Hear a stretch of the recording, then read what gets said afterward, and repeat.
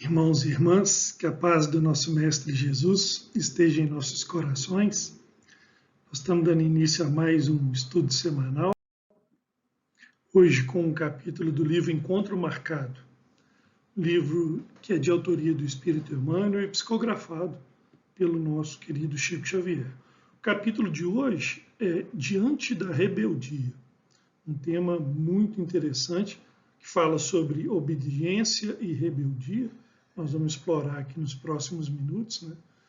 Mas muito importante para a nossa reflexão, né?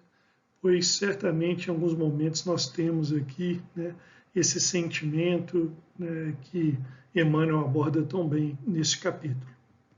Então, eu destaquei algumas frases, né, do capítulo. Infelizmente, nós não conseguimos trazer todas, né, todo o capítulo aqui, porque fica muito extenso. Mas esses trechos que eu separei certamente vão nos ajudar a ter uma boa reflexão sobre o tema fundamental que Emmanuel nos traz, né?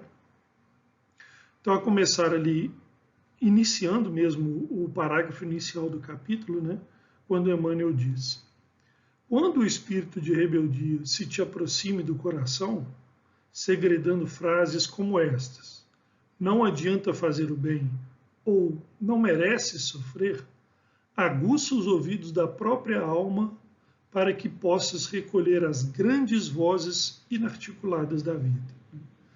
É interessante, né, porque é o que eu falei anteriormente, né?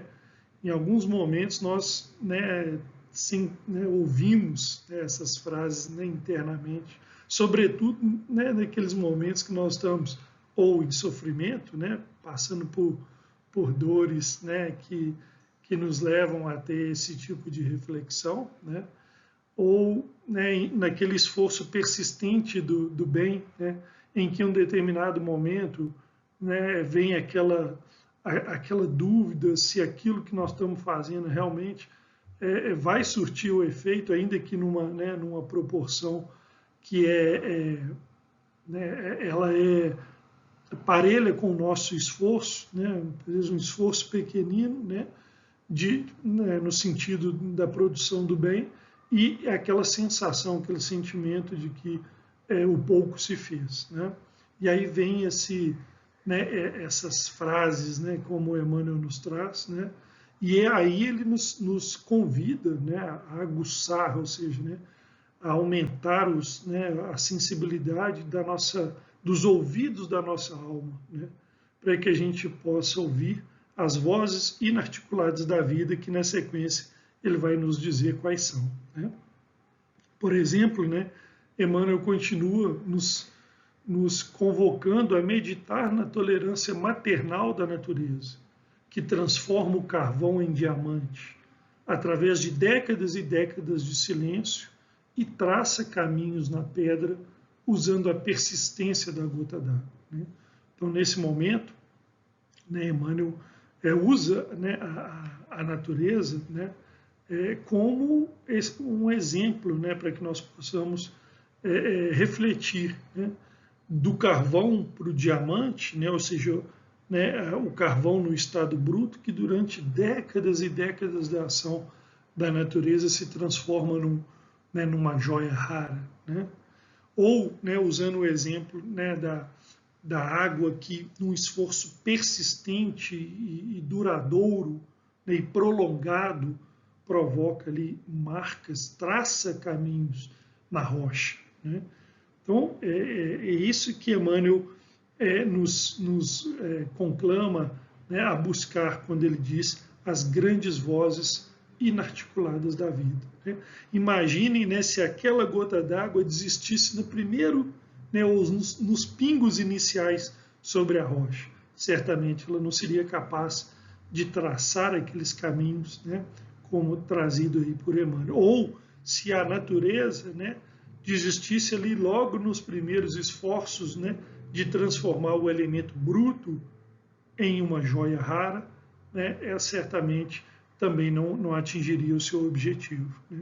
Então, serve para nós, né, como Emmanuel nos traz a partir dos ouvidos aguçados da alma, que nós possamos nesses momentos, né, que nós somos compelidos ao desânimo, né, muitas vezes, né, nesse estado de pensamento, né, de sugestionamento, até abandonar um trabalho que está, né, incipiente no bem, né, que está começando mesmo e que vai produzir frutos lá na frente, né? Então essa é uma reflexão importante que Emmanuel nos traz. E olha que importante, na sequência ele nos conclama: não interpretes a disciplina por tirania, nem acuses a obediência de escravidão.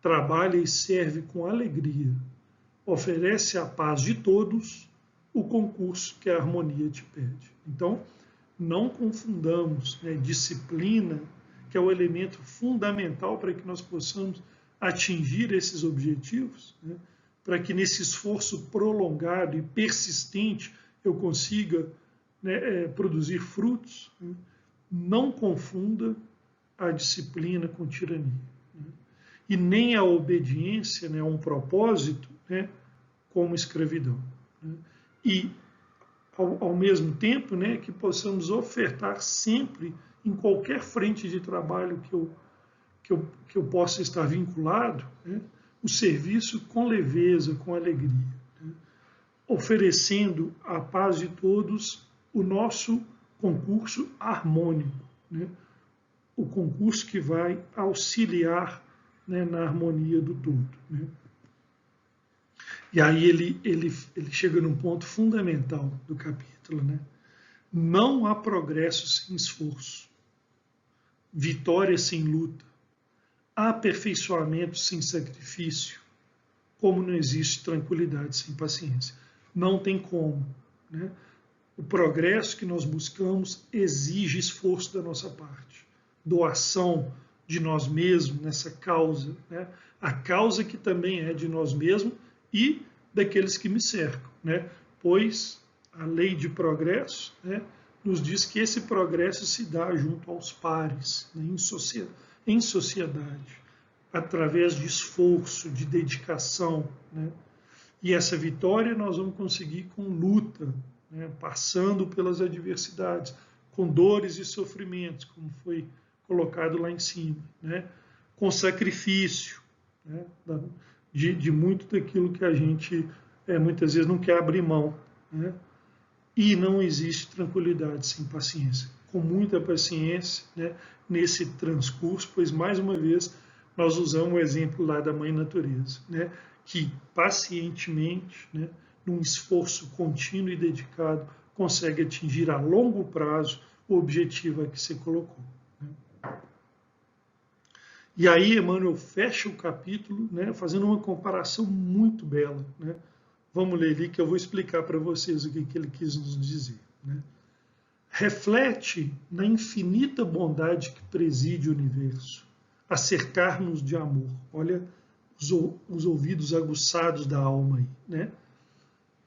Reflete na infinita bondade que preside o universo, a cercar-nos de amor em todas as direções. E reconheceremos que, se transformações dolorosas no campo da existência muitas vezes nos transfiguram em crisálidas agoniadas de aflição, ao impacto das provações necessárias, a dor é o instrumento invisível de que Deus se utiliza para converter-nos, a pouco e pouco, em falenas de luz, né? Então, olha que fechamento belíssimo, né, que Emmanuel nos traz do capítulo, né? Então, o exemplo que eu falei que ele usa, a analogia, né, com as crisálidas. A crisálida é aquele estado intermediário entre a larva e a borboleta, né? Então, a gente pode imaginar, né, aquele momento em que, né, a larva está ali envolta no casulo, num esforço já, né, preparando-se num esforço de romper o casulo para virar borboleta, né, que é o que significa ali o falenas de luz, né? Então, olha que interessante, olha que comparação, né, interessante que Emmanuel nos traz, né? O que ele chama, né, de transformações dolorosas no campo da existência, pelas quais nós passamos, são as diversas situações que nós enfrentamos que nos levam, né, à dor, ao sofrimento, né, e que ele, né, ele deixa claro, né, nesse momento, nesse estado da crisálida ainda, né, não viramos ainda borboletas, né, no estado da crisálida, se esforçando e sofrendo para romper o casulo, né, naturalmente num esforço persistente de liberdade, né, acompanhada, sim, né, das dores, da transformação dolorosa, né, pela qual passa o ser que vai virar a borboleta. Né? Impacto das provações necessárias, né, se referindo a nós. Né? Então, essas provações, esses momentos de dor, né, de sofrimento que nós temos, são necessárias para que eu possa atingir esse estado, né, de liberdade representada aí pela falena de luz. Né? Então, muito bacana a comparação que Emmanuel faz, fechando aí o capítulo, né, diante da rebeldia. E aí, sobre a rebeldia, né, a gente trouxe alguns destaques, um deles, inclusive, do próprio capítulo. Olha que interessante, né? A rebeldia é orgulho impondo cegueira ao coração. Então, Emmanuel, nesse momento, no próprio capítulo, tá? Emmanuel nos atenta para que um ponto, né, que nós devemos realmente ter atenção. Né? Se esses momentos, né, de que da rebeldia, simbolizados lá, né, por exemplo, nas frases, né, não adianta fazer o bem, né, eu não mereço sofrer, não seria o orgulho, né, o nosso orgulho falando alto e cegando, né, a sede do nosso sentimento, que é o coração, simbolizado ali, né? Coração como a sede do sentimento. Ou seja, a rebeldia é o orgulho cegando né, o meu sentimento, representando aí, né, os bons sentimentos, né, logicamente. Então, essa é uma definição que Emmanuel nos chama a atenção já para esse ponto, né, nosso interno de reflexão. Né? Se nesses momentos o que não está falando alto também é o meu orgulho, né? Algo que nós sabemos, né, que precisa, né, uma das principais máculas morais que nós carregamos junto do egoísmo, né, e da raiva, enfim, os pontos que nós precisamos trabalhar em nós, e a rebeldia, como colocado por Emmanuel no capítulo, né, sendo um reflexo desse orgulho que cega a sede do nosso bom sentimento. Né? E aí eu trouxe também de Emmanuel, lá no livro Rumo Certo, pela psicografia de Chico, né, na questão 37, olha que importante também essa reflexão que Emmanuel faz também sobre a rebeldia. Vou ler aqui para nós. A rebeldia é sempre condição negativa e, em se manifestando conosco na forma de inquietação desnecessária, é dos piores corrosivos da alma, frustrando-nos recursos de realização e oportunidade, serviço e tempo. Referimos-nos, sobretudo, ao sofrimento criado por nossas próprias atitudes de não aceitação diante da vida. Falta de resignação. Reflitamos nisso, podando as aflições que se nos amontoam em torno das dificuldades naturais. Então, olha que interessante, né? Reforçando, condição negativa, né, a rebeldia, condição negativa que produz inquietação desnecessária, né, corrosivo da alma, que nos frustra, né, recursos de realização, ou seja, as nossas produções, as nossas realizações, oportunidade, serviço e tempo. Né?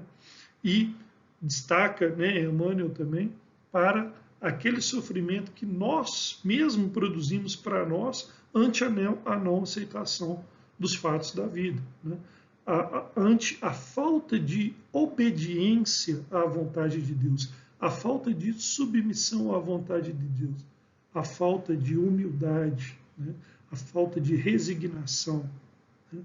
Então, que possamos refletir, né, como Emmanuel finaliza ali, né, podando mesmo, né, assim como, né, na planta, né, se faz necessária a poda para que ela cresça, né, robusta e vigorosa, que podamos, nesse momento, né, podar essas aflições que se acercam de nós, né, nos momentos de dificuldades que Emmanuel chama naturais, provações necessárias que fazem parte, como foi colocado anteriormente, né, dos desígnios do alto para que nós possamos sair da crisálida para virar falenas de luz.